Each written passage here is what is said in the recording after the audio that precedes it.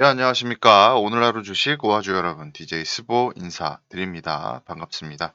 자, 오늘 살펴볼 종목 1일 1 금호 석유는 변치 말아야겠죠. 여러분들한테 끊임없이 말씀드리고 있는 종목, 금호 석유 되겠습니다. 자, 오늘은 조금 보여드릴 것들이 있어요. 몇 가지가 있는데, 이거 보면서 이야기를 좀 해볼게요. 자, 이렇게 제가 정리를 좀 해놨는데, 일단 부타디엔입니다. 부타디엔. 이제 도메스틱 가격이라고 나와 있죠. 그러니까 도메스틱은 국내 내수 가격입니다. 내수 가격이 굉장히 좀 많이 떨어지고 있다라는 어떤 반증인 것 같은데, 여기 보시면 한국 가격도 굉장히 좀 그전보다 많이 떨어졌다는 걸 보실 수가 있어요. 여기 보시면 부타디엔 가격이 톤당 1,000원 이렇게 돼 있었는데, 이제 900원대로 11월 달부터 굉장히 많이 떨어진 거 보이시죠? 8월 달에 1,900원 최고치를 찍었다가 많이 떨어지고 있습니다. 많이 떨어지고 있다는 건 좋은 이야기로 반증이 될 수 있는데, 이건 이제 말레이시아 그 천연 고무 가격입니다. 여기 보시면 말레이시아 라텍스 가격이 있죠. 이걸 쭉 내려보시면 이제 말레이시아 가격 자체, 그 라텍스 가격 자체도 굉장히 낮아지고 있다. 이게 결국에는 이제 스프레드 하락을 좀 불러오고 있다고 생각을 하시면 될 것 같거든요. 그러니까 원가도 떨어지지만 어쨌든 판매 가격도 낮아지고 있기 때문에 이 상충이 얼마나 될지가 사실 굉장히 관건입니다. 근데 여러 가지 지표나 그 증권사에서 이야기하는 게 금호석유 내년에는 분명히 영업이익률 떨어질 거다라고 이야기가 나올 수 있어요. 자, 그러면 뭐 솔직히 이제 자사주 매입 크게 없었죠. 크게 없었고, 그 있긴 합니다만 자사주 소각이라던가 매입 같은 거 한다고 했고, 그리고 이제 요번에 배당 어떻게 진행이 될지 굉장히 좀 중요한데, 요번 연도에 사실 어마어마한 영업이익률을 기록한 건 사실입니다. 근데 이게 내년은 분명히 낮아지게 돼 있어요. 그죠? 근데 제 생각에는 2조 1억이라도, 2조 100원이라도, 2조 1원이라도 만약에 2조 원대 이상이 나온다. 그러면 유의미한 주가 상승이 있을 수 있을 것 같고요. 이게 2조 원 밑으로 떨어지게 되면 주가가 상당히 많이 떨어질 수도 있겠다라는 생각이 들거든요.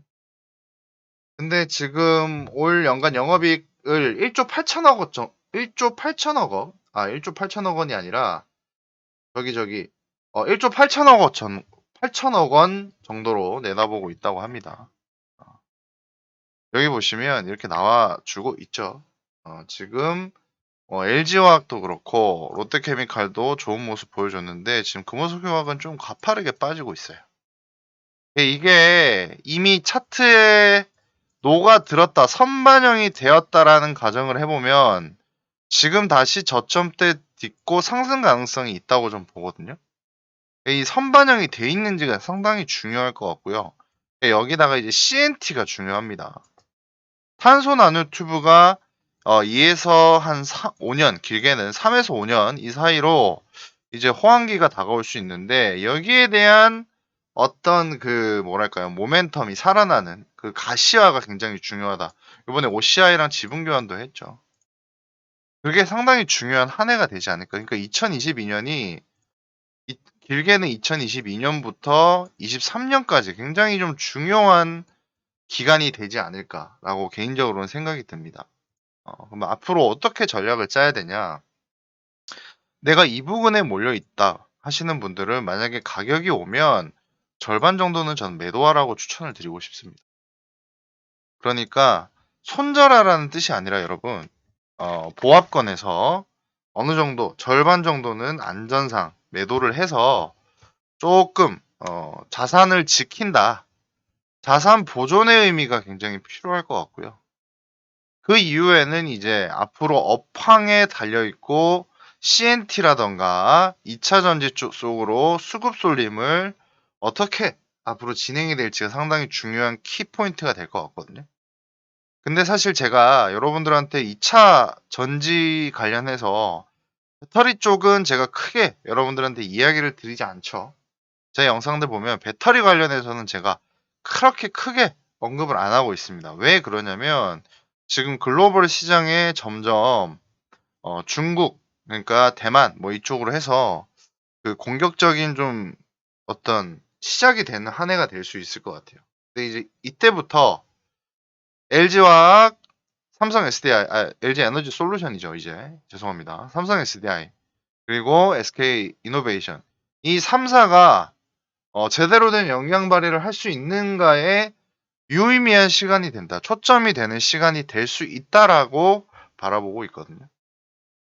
만약에 그렇게 된다면 앞으로 물론 굉장히 좋아질 가능성이 있겠지만 그런 부분에서 우리 금호석유가 어떤 포지션에서 어떤 기업에 어떻게 납품하고 어떻게 진행이 될 건가가 굉장히 중요한 단서가 될 것 같고, 또 하나 포인트가 어떤 거냐면 2조 5천억 원, 내년에도 돈 더 들어오는데 1조가 넘는 막대한 이 현금을 어떻게 계속해서 사용할지가 굉장히 중요 포인트가 될 것 같습니다. 일단 라텍스에 대해서는 증설을 하고 있다라고 말을 했죠. 근데 여기에서 추가적으로 OCI 제외할게요. 어떤 주가 가치를 멀티플을 충분히 받을 만한 기업을 인수하던가 그런 이야기가 좀 나와줘야 됩니다. 그래서 공격적으로 투자할 필요가 있다는 거죠.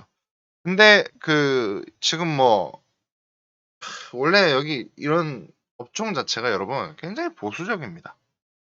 그러니까 전기차든 수소차든 공격적으로 투자하지 않으면 이제 멀티플 받기가 힘들어요. 그러니까 지난 기간 동안 굉장히 주가가 기었죠. 2012년부터 2020년까지 주가가 움직임이 없었어요. 물론 이때는 돈을 그렇게 잘 벌진 못했습니다. 근데 이게 상당히 많은 사람들로 하여금 긴 싸움이 될 수 있는 것라는 거죠. 여기 보시면 2010년도부터 2011년도 1년 사이에 이만큼 한번 뛰었었고, 지금 여기 보시면 2020년도부터 2021년도까지 또 한번 점프를 크게 해줬습니다. 그러니까 우리가 이런 단서들로 볼 때 앞으로 이만큼의 큰 상승폭을 기대하기는 조금 어렵지 않나라고 생각이 되거든요. 제가 지금까지 한 번도 이런 식으로 금호석유에 대해서 조금 네거티브한 포지션을 보여드린 적이 없는데, 제 영상을 보는 분들은 돈을 잃지 않았으면 하는 마음에서 이렇게 말씀을 드리는 겁니다. 그래서 어쨌든 결론만 말씀드리자면 보합권에 오면 절반 이상 좀 매도를 해가지고 어쨌든 현금 비중을 좀 높여놓자라는 게 제 이야기입니다. 물론 제 분석이 틀릴 수 있겠지만 지금 현재 상황으로서는 이게 베스트가 아닌가 싶거든요. 물론 여러분 1조 8천억 원 영업이익이 나온다 손 치더라도 그래도 저평가는 맞습니다. 자, 여기 보시면 5조 6천억 원의 시가총액. 자, 여러분 지금 롯데케미칼이 요번에 얼마 했죠? 롯데케미칼이 1조 8천억 원 했습니다. 요번에 1조 8천억 원 한 거예요. 근데 시가총액 7조 8천억 원이거든요. 물론 같이 움직이겠지만 금호석유 이건 저평가는 확실하죠. 주가가 분명히 좀 더 부양돼야 된다는 건 사실인 것 같습니다. 개인적으로는 25만 원대까지는 좀 올라와 준 다음에 어떤 결정이 됐으면 좋겠거든요. 어쨌든 주가는 다시금 위를 향하고 있고요. 최근에 보시면 정말 많은 양의 주포인 연기금의 연속 매수가 눈에 띄긴 합니다. 그렇지만 뭐 개인들이 빠져나가는 건 둘째 치더라도 외국인들의 공격적인 모습이 좀 보여주지 않는다는 건 사실 공매도와 연결되어 있다고 말씀을 드릴 수가 있겠죠. 공매도 보시면 또 14% 올랐거든요. 니네 조심해라 진짜. 응?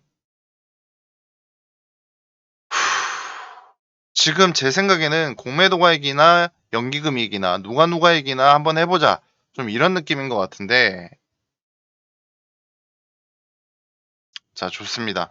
내일은 28일, 내일까지 매수하셔야 배당 받으실 수 있습니다. 그거 한번 꼭 체크해 두시고요. 내일 모습 보고, 그리고 29일 이제 지나고 내년 1월 달부터 주가가 어떤 식으로 방향을 그리는지가 상당히 중요해졌어요. 우리가 앞으로 좀 살펴보면서 금호석유만큼은 여러분 제가 또 꾸준히 리뷰하는 만큼 정말 좀 빠른 회복 나와서 우리 모아주 식구분들, 특히 주주분들 다들 좀 탈출하는 한 해가 됐으면 어떨까라고 말씀드릴 수 있겠습니다. 다들 구독과 좋아요 많이 부탁드리고요. 매일 밤 10시 라이브 진행하고 있습니다. 그때도 편하게 질문 많이 해주세요.